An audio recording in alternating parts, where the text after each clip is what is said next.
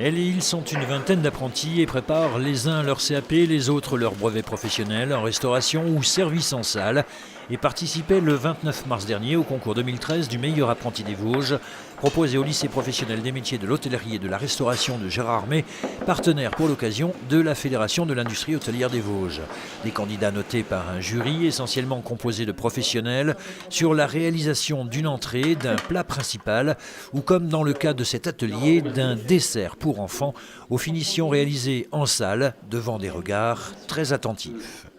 J'ai préparé une assiette gourmande, donc avec une salade de fruits, un milkshake. On se sent vraiment observé parce qu'ils ne parlent pas forcément et du coup ils regardent et on ne sait pas trop ce qu'ils pensent. C'est stressant pour eux parce qu'ils se préparent quand même depuis de nombreuses semaines.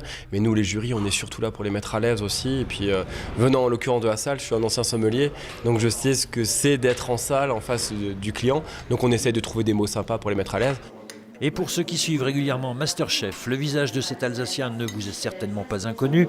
Nicolas Rieffel a tutoyé la victoire au Masterchef 2010 et il sait donc ce que signifie le stress.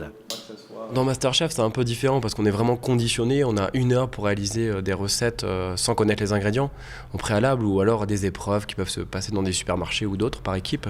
Donc c'est vrai que c'est un peu différent. Et puis on a la condition de la télé aussi. On a environ 150 caméras qui sont braquées sur nous. Donc c'est un petit peu différent.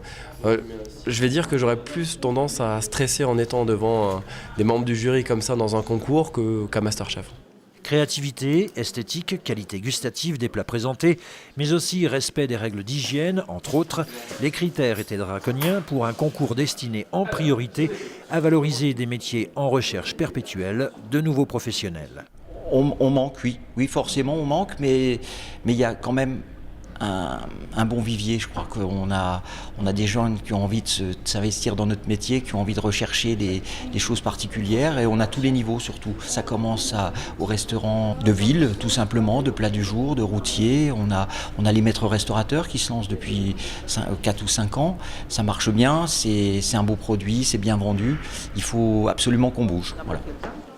De futurs professionnels qui devront savoir cuisiner et servir, certes, mais aussi renseigner le client, le conseiller et tenir compte de ses remarques.